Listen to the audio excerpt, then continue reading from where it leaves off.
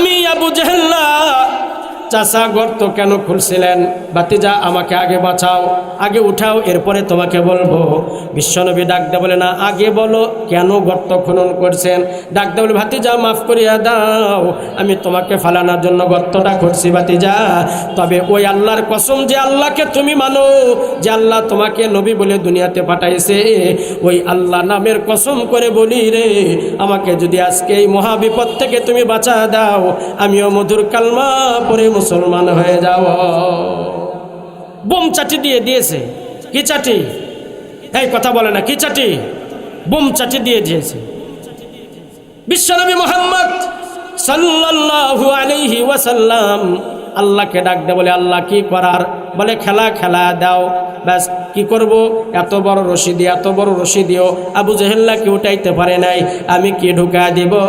আল্লাহ পাক জানায় দেয়, বন্ধুরে, হাজার হাজার হাত রশি ঢুকাইতে হবে না, আপনি বিসমিল্লাহ বলে আপনার হাতটা গর্তের মুখে দিয়ে দেন।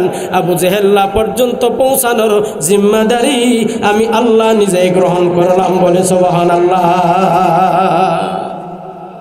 হাজার হাজার হাত রশি ঢুকা দিয়েছে, হাতও পায় না, থা পায় না। বিশ্বনবী শুধু হাতটা বিসমিল্লাহ বলে বাড়া দিয়েছে। বলেন, হাতের সঙ্গে হাত লাগানোর জিম্মাদারি গ্রহণ করেছেন তো করেছে কে? চিৎকার দিয়া বলেন, কে? আল্লাহ পাক করেছেন। বাস, হাতটা বাড়া দিয়েছে। আবু জেহেল্লা উপরে উঠে আসছে। নবীজি ডাক দেয়া বলে, চাচা, যে ওয়াদা করছেন ওয়াদা আজকে পূরণ করতে হবে। কি ওয়াদা ভাতিজা? এই যে উঠে নিয়ে আসছি, কালমা পরে মুসলমান হইতে চাইছেন, কি বলো? এখনই কি পরীক্ষা শেষ হয়ে গেল? আমি তো দেখলাম নিজে পড়ি না, অন্য কেউ ফালাই নাই, নিজেই গর্তের ভিতরে গেছি। দেখি তোমার জাদু কত বড়। জোরে কন, জোরে কন।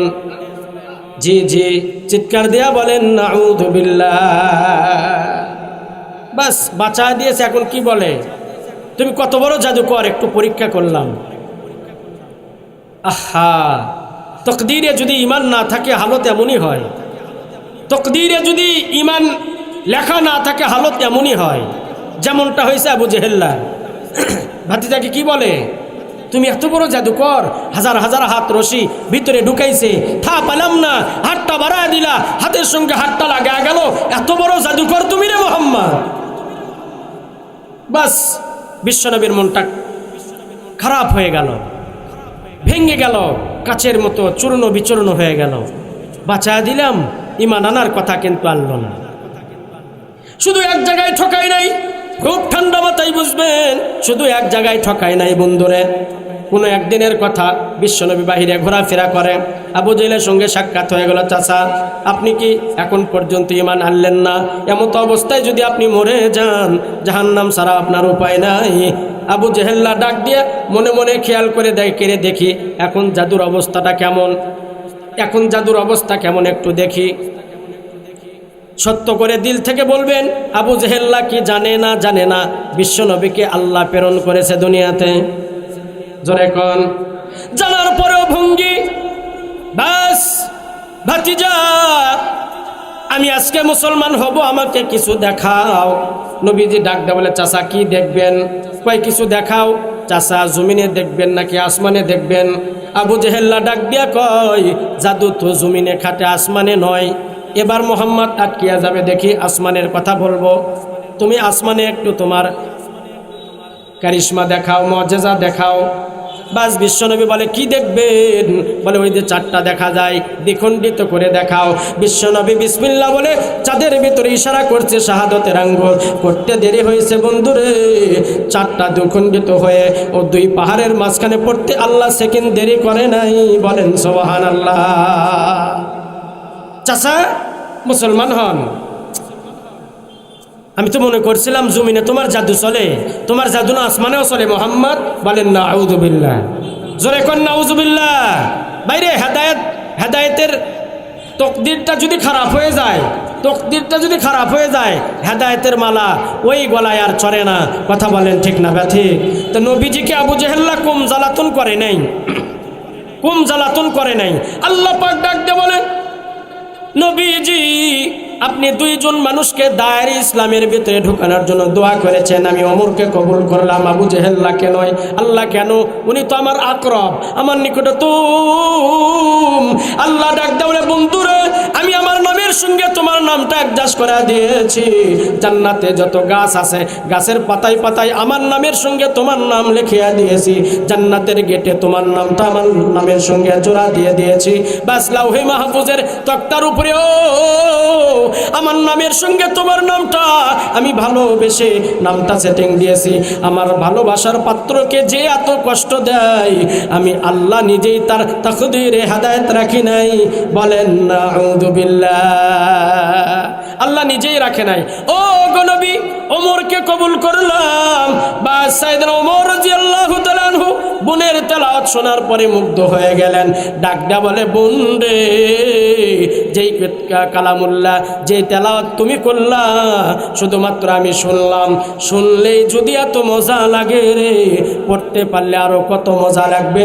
আর ভুল পথে থাকতে চাই না বোন, এক্ষুনি আমাকে নিয়ে চলো রে মুহাম্মাদের দরবারে, আমিও কালমা পড়ে মুসলমান হইতে চাই। হাঁটি হাঁটি পা পা করে বোন ভগ্নিপতি ওমরকে নিয়ে বিশ্বনবীর দিকে রওনা করা শুরু করে দিয়েছে। বিশ্বনবী একবারের ভিতরে 10 জন সাহাবীকে নিয়ে দ্বীনের তালিম দিচ্ছে। আওয়াজ দেয়া বলেন সাহাবায়ে কেরাম ঘরের ভিতরে কয়জন? আর একটু জোরে কোন কয়জন? 10 জন সাহাবীকে দ্বীনের তালিম দেয়। হাঁটি হাঁটি পা পা করে সাইয়েদনা ওমর দরজার সামনে চলে গেছে। দরজার সামনে যাওয়ার পরে দরজার ভিতরে যখন কড়া নাড়াইছে, ভিতর থেকে আওয়াজ আসে, কে? বাহির থেকে আওয়াজ ঘরের ভিতরে চলে গেছে, হুজুর আর কেউ নয়, আমি আপনার ওমর আপনার দরবারে চলে এসেছি। বলি মারহাবা। কল্যাণ নেওয়ার জন্য গিয়েছিল। ঘরের দরজার সামনে ডাক দিয়া কয়, হুজুর আর কেউ নয়, আপনার ওমর আপনার ঘরের দরজার সামনে চলে এসেছে। বলি আল্লাহু আকবার, বলি আল্লাহু আকবার। ওমর নিজে যায় নাই, নিয়ে গেছেন কে? জোরে কোন কে? আরেকটু জোরে কোন কে? আল্লাহ পাক নিয়ে গেছে। সাহাবায়ে কেরাম ঘরের ভিতরে 10 জন। খুব ঠান্ডা মাথায় বুঝবেন, আমি আপনাদেরকে বুঝাইতেছি, মুসলমানের আওয়াজ নিচু হয় না, মুসলমানের আওয়াজ উঁচা হয়। মুসলমানের আওয়াজ কাফেরদের মতো হবে না, মুসলমানের আওয়াজ হবে সাহাবায়ে কেরামের সাথে। চিল্লা বলেন ঠিক না ঠিক? মুসলমান বন্ধুরে ঘরের ভিতরে সাহাবায়ে কেরাম 10 জন বিশ্বনবী দ্বীনের তালিম দেয়। ঘরের বাইরে থেকে যখন কোরআন আসছে, ডাক দে বলে, কে? আমি আপনার ওমর চলে এসেছি। ঘরের ভিতরে 10 জন সাহাবী বিশ্বনবীর পাটা জড়া ধরছে। খুব ঠান্ডা মাথায় বোঝেন, বিশ্বনবীর পা জড়া ধরে বলে, হুজুর দরজা খুলবেন না, কখনো দরজা খুলবেন না।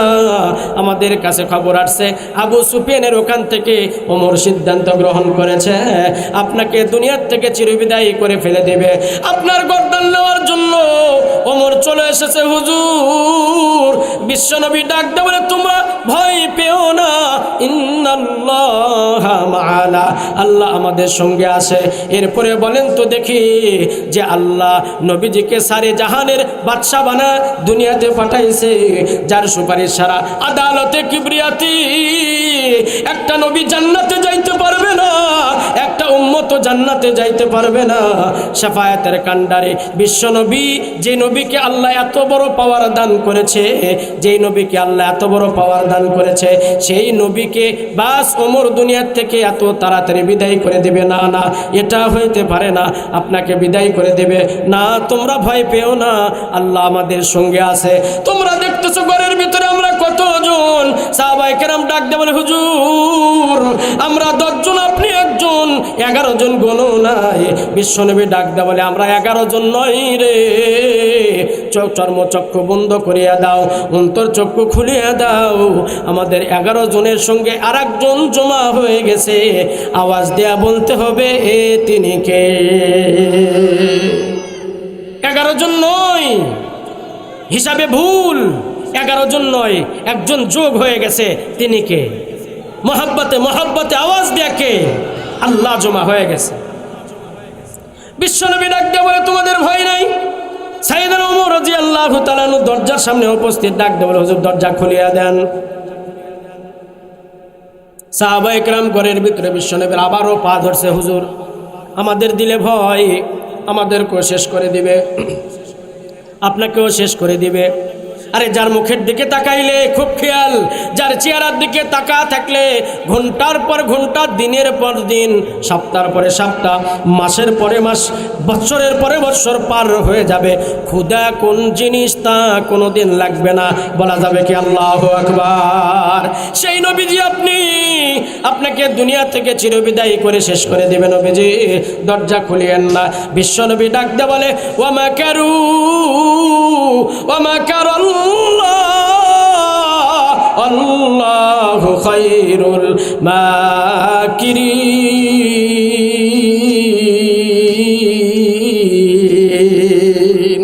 বিশ্বনবী ডাক দিয়ে বলে, ভয় করিও না, ভয় করিও না। আল্লাহর মকর একরকম, বান্দার মকর আর এক রকম। ওমর আসছো কাল্লা নেওয়ার জন্য রে, কিন্তু ওমর আমার কল্লা নিবে না। ওমর নিজের কল্লা আমার পদে তলে দিয়ে যায়, বলে মারহাবা। বাস দরজা খুলে দিয়েছে, দরজা ওপেন করে দিয়েছে। বিশ্বনবী আর ওমর সামনাসামনি হয়ে গেছে। বিশ্বনবী ওমরের বুকের ভিতরে একটা ধাক্কা দিয়ে দিয়েছে। কিতাবেলাতে যত জুলমিও যত অন্ধকার ওমরের ভিতরে ছিল রে, আল্লাহ বিশ্বনবীর এক ধাক্কায় ওমরের পশমের গোড়া দিয়ে দিয়ে সব অন্ধকার দূর করে দিয়েছে। বলেন সুবহানাল্লাহ। ডাকতে বলে, হুজুর আর ক্ষণকাল দেরি নয়, আর দেরি করিয়েন না। কখন যেন মালাকুল মউত চলে আসে। এমত অবস্থা যদি আমি ওমর মরে চলে যাই, আল্লাহর বানানো জাহান্নামে যেতে হবে। হুজুর আমার বোনটা কালমা পড়ে মুসলমান হয়েছে, জান্নাতি ঘোষণা হয়েছে। আমার ভগ্নিপতি কালমা পড়ে মুসলমান হয়েছে, জান্নাতি বলে ঘোষণা হয়ে গেছে।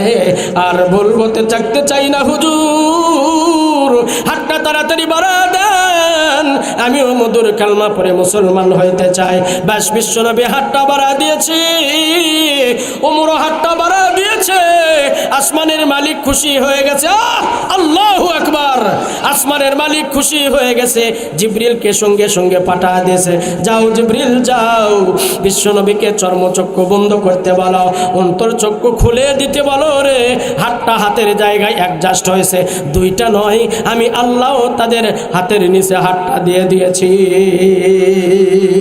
নারায়ে তাকবীর।